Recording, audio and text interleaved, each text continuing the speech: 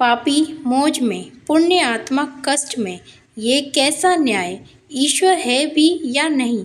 स्कंद पुराण की एक ज्ञानवर्धक कथा। आपके मन में कभी भी ऐसे प्रश्न आते हैं क्या? मैं तो इतनी पूजा पाठ भक्ति भाव में लीन हूँ, फिर भी मेरे साथ ही ऐसा क्यों होता है? भगवान सारी परेशानियाँ मुझे ही क्यों देते हैं? दुष्ट लोग इतने सुखी हैं और धर्मात्मा ही सारे कष्ट भोग रहे हैं। ये क्या हो रहा है? क्यों हो रहा है? यदि ऐसा ही ईश्वर का न्याय तो मैं क्यों मानूं उन्हें? क्यों भजूं? क्यों जपूं? क्यों करूं पूजा? ईश्वर के पास तो न्याय है ही नहीं।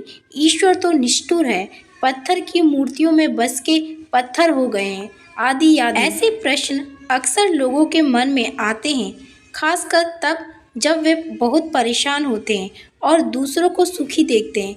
मनुष्य अपने सुख से ही संसार को सुखी मानता है, अपने दुख से ही संसार को व्यर्थ। यह सब स्वाभाविक है। जो आपके मन में जो प्रश्न आते हैं, आज उनके निदान का कुछ प्रयास किया जाए।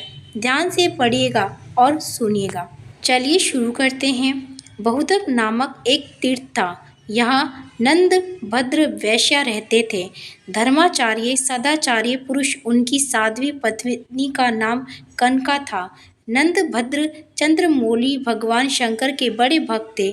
बहुदक में कपिलेश्वर महादेव के नाम से प्रसिद्ध शिवलिंग था। नंद भद्र तीनों समय कपिलेश्वर की पूजा किया करते थे। नंद भद्र कम से कम लाभ लेकर माल बेचा करते थे और ग्राहकों के साथ बराबरी और ईमानदारी का व्यवहार रखते थे। गलत माल और बुरा सामान नहीं बेचते और जो कुछ मिल जाता उसी में संतुष्ट रहते थे। नंद भद्र का जीवन सन्यासी जैसा था। सब नंद भद्र का सदाचारी संपन्न सुख में जीवन की प्रशंसा करते थे। नंद भद्र के पड़ोस में रहने वाला सत्यव्रत, जो बड़ा ही नास्तिक एवं दुराचारी था, उनसे जलता था। सत्यव्रत चाहता था कि किसी प्रकार नंद भद्र का कोई दोष दिख जाए तो उसे धर्म के मार्ग से गिरा दूं। नंद भद्र पर झूठे आरोप लगाना और सदा उनके दोष ही ढूंढते रहना उसका स्वभाव बन गया था। दुर्भाग्यवश अचानक नंद भद्र का इकलौता पुत्र गंभीर रूप से बीमार हो गया। नंद भद्र ने दुर्भाग्यमान शोक नहीं किया। पुत्र के बाद उनकी पत्नी कनका भी गंभीर रूप से बीमार हो गई। नंद भद्र पर विपत्तियां आई देखकर उनके पड़ोसी सत्यव्रत को बड़ी खुशी हुई। उसने सोचा कि शायद नंद भद्र को धर्म से भटकाने का यही अवसर है। उसने नंद भद्र को सांत्वना देने का ढोंग करते हुए कहा, तुम्हारे जैसे धर्मात्मा को यह दुख उठाना पड़ रहा है। लगता है कि धर्म कर्म सब ढकोसला है। कई बार सोचा है कि मैं तुमसे कहूँ, पर संकोचवश कहा नहीं। दिन में 3 बार पूजा स्तुति सब व्यर्थ थे। भैया नंदभद्र, धर्म के नाम पर क्यों इतना कष्ट उठाते हो? जब से तुम इस पत्थर पूजन में लगे हो तब से कोई अच्छा फल तो मिला नहीं। इकलौता पुत्र और पत्नी दोनों बीमार हैं। भगवान होते तो क्या ऐसा फल देते? पुण्य और पाप सब कुछ कल्पना है। नंदभद्र, तुम्हें तो मेरी यही सलाह होगी कि झूठे धर्म को छोड़ आनंद पूर्वक खाओ पियो और भोगो, यही सत्य है। सत्यव्रत की बातों का नंदभद्र पर कोई प्रभाव न पड़ा। वे बोले, सत्यव्रत जी, आप अपने आप को ही धोखा दे रहे हैं। क्या पापियों पर दुख नहीं आते? क्या उनके पुत्र स्त्री बीमार नहीं होते? जब सज्जन दुखी होता है तो लोग सहानुभूति जताते हैं, पर दुराचारी के दुख पर कोई सहानुभूति नहीं दिखाता। अंत धर्म पालन करने वाला ही ठीक है। अंधा सूर्य को नहीं जानता, पर सूर्य तो है।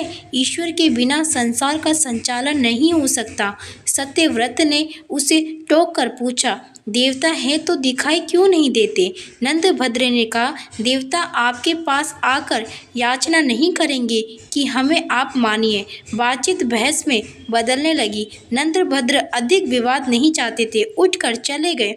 पर उनके मन में ये विचार आया कि भगवान सदाशिव का साक्षात दर्शन करके पूछूं, आपके बनाए हुए संसार में सुख दुख जन्म मरण आदि कलेश क्यों हैं? ये दोष रहित क्यों नहीं है? नंदभद्र शिव मंदिर आए। कपिलेश्वर लिंग की पूजा, भगवान के आगमन की प्रतीक्षा करने लगे। सोच लिया, कि जब तक भोलेनाथ दर्शन नहीं देंगे तब तक मैं ऐसे ही खड़ा रहूँगा। लगातार 3 दिन और 3 रात नंदभद्र वैसे ही खड़े रहे। चौथे दिन एक बालक उस मंदिर में आया। वह गलित कुष्ठ का रोगी भयानक पीड़ा से कराह रहा था। उसने नंदभद्र से पूछा, आप इतने सुंदर एवं स्वस्थ हैं, फिर भी आप दुखी क्यों लग रहे हैं? नंदभद्र ने अपना संकल्प उसे बताया। बालक ने कहा, अनचाहे का मिलना और मनचाहे का बिछुड़ना, इससे मानसिक कष्ट होता है। रोग और परिश्रम से शरीर को कष्ट होता है, मानसिक कष्ट से शारीरिक होता है, और यदि शरीर में कष्ट हो तो मानसिक कष्ट होना स्वाभाविक ही है। दोनों एक दूसरे के साथ जुड़े हुए हैं। फिर क्या किया जाए? नंदभद्र ने पूछा। बंधुवर, औषधि से शारीरिक कष्ट दूर होते हैं, पर मानसिक कष्ट तो ज्ञान से ही दूर होता है। मस्तिष्क को यदि ज्ञान की सही खुराक दी जाए तो वे कष्ट मुक्त हो जाता है। बालक से ज्ञान भरी बात सुनकर नंदभद्र ने फिर पूछा, ज्ञानी बालक, आपकी बात से सहमत हूँ, पर एक प्रश्न है। इस लोक में पापी मनुष्य भी इतने धनी और सुखी क्यों होते हैं, जबकि उन्हें तो उनके कर्मों के कारण कष्ट में होना चाहिए था? भगवान के विधान में ये दोष क्यों? बालक ने कहा, सुख और दुख किसे कहते हैं, ये समझ का फेर है। मैं आपको थोड़ा विस्तार से बताता हूँ। संसार में 4 प्रकार के लोग हैं। पहले वे जिनके लिए इस लोक में तो सारे सुख सुलभ है, धन दौलत सत्ता प्रभाव बाहुबल सब कुछ, परंतु परलोक में उन्हें कुछ भी प्राप्त नहीं होता। उनके पूर्व जन्मों के जो पुण्य शेष हैं उसे वे इस लोक में भोग रहे हैं, लेकिन वे नए पुण्य नहीं कमाते। ऐसे लोगों का सुख भोग केवल इसी लोक तक है। अगले जन्म के लिए वे कुछ शेष छोड़कर नहीं जा रहे, तो उनका अगला जन्म बिल्कुल उसी रूप में होगा जिसे देखकर आज वे कांपने लगेंगे। दूसरे वे लोग हैं जिनके लिए परलोक में सुख का भोग सुलभ है, परंतु इस लोक में नहीं, क्योंकि उनके पिछले जन्म के संचित पुण्य हैं ही नहीं। वे तपस्या करके नए पुण्य कमाते हैं, उससे परलोक में सुख का भोग प्राप्त होगा। तपस्या से अर्थ केवल देव साधना ही नहीं होता, कर्म साधना भी तप है। उचित कर्म किसी भी तप से कम नहीं, क्योंकि इस संसार में रहते हुए सही मार्ग पर चलना कठोर साधना से ज़्यादा कठिन है। तीसरे वे लोग हैं जिनके लिए इस लोक में भी और परलोक में भी सुख और भोग मिलता है, क्योंकि उसका पहले का किया हुआ पुण्य भी विद्यमान है, और इस लोक में आकर भी वे उत्तम मार्ग का अनुसरण करते हुए तप कर्म से नए पुण्य बनाते रहते हैं। ऐसे लोग बहुत कम होते हैं। चौथे वे जिनके लिए ना तो इहलोक में सुख है और ना परलोक में ही, क्योंकि उनके पास पहले का कोई पुण्य संचित तो है नहीं, और इस लोक में भी वे पुण्य कमा नहीं रहे। ऐसे नीच जनों को धिक्कार है। वे सर्वदा त्याग के योग्य हैं और इस लोक में अपमानित होते हुए ही जीवन बिताते हैं, और ना जाने कितने जीवन ऐसे ही बीतेंगे जब तक कि मेरी तरह उन्हें किसी तपस्वी का मार्गदर्शन ना प्राप्त हो जाए।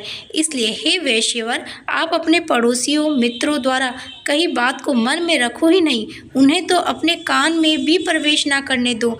आप इस जन्म में भगवान सदाशिव के भजन में लग जाएं, जिससे आप जन्म के बंधन से ही मुक्त हो सकते हैं। एक छोटे बालक के मुख से ऐसी ज्ञानमयी और रहस्यपूर्ण बातें सुनकर नंदभद्र बड़े प्रसन्न हुए। उनका सारा भ्रम सारी शंका का निवारण हो चुका था।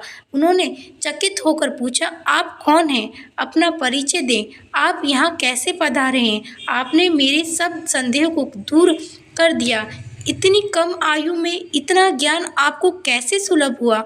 बालक ने कहा, पूर्व जन्म में मैं अहंकारी पाखंडी व्यभिचारी था, जिसके चलते मैं वर्षों से नीच योनियों में भटका। भगवान व्यास देव की ऐसी कृपा की कि वे हर योनि में मुझे मुक्ति मार्ग बता देते हैं। उन्होंने ही मुझे आपके पास भेजा है। अब मैं 7 दिन के बाद इसी तीर्थ में मरूंगा। आप मेरा अंतिम संस्कार कर दीजिएगा। वैश्यवर, ज्ञान का आयु से कोई संबंध नहीं है। ईश्वर को जिसे ज्ञान प्रदान करना होता है, जिसे माध्यम बनाकर उसे अपने भक्तों को जागृत कराना होता है, उसे चुन लेते हैं। वह कोई भी हो सकता है। मेरे जैसा कुष्ठ पीड़ित जीव भी अंत सहज भाव से स्वीकार करना चाहिए और ज्ञान जिससे भी मिले उसके प्रति विनती रहना चाहिए। ऐसे करने से ईश्वर सदा आपको ज्ञानवान बनाए रखते हैं, किसी न किसी को भेजते रहते हैं। इतना बताकर उस बालक ने सूर्य मंत्र का जप करना आरंभ किया। कुष्ठ के निवारण के लिए सूर्य मंत्र का जप ही किया जाता है। भगवान श्री कृष्ण के पुत्र सांब ने भी सूर्य की उपासना से कोढ़ से मुक्ति पाई थी। 7वें दिन उस बालक ने अपने प्राण त्याग दिए। नंदभद्र ने विधि पूर्वक उसका अंतिम संस्कार किया। नंदभद्र को जीवन की सच्चाई और सार्थकता का बोध हो गया था। शेष जीवन उन्होंने भगवान शिव और सूर्य की उपासना में लगा दिया तथा अंत में जीवन मरण से मुक्ति पाकर भगवान शिव का साक्षात प्राप्त किया। स्कंद पुराण की इस कथा से आपके मन के बहुत से भ्रम दूर हुए होंगे।